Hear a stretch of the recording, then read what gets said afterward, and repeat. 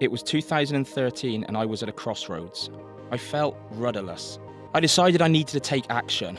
I decided to say yes to any new opportunity that came my way.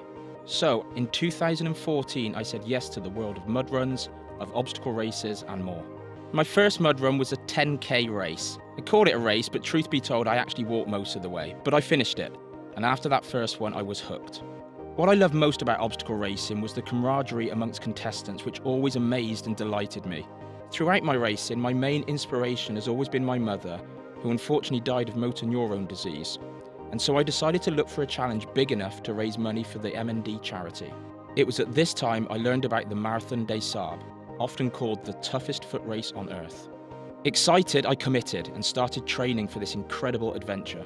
Things were going well until December 2016 when disaster struck as I fractured my foot 3 months before the race.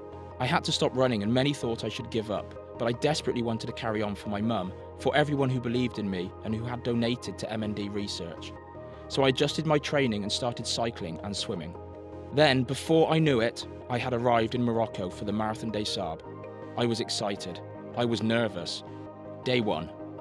I was a ball of nerves at the starting line. The day was 30 kilometers of relatively flat terrain, but because of the injury, I walked most of the way.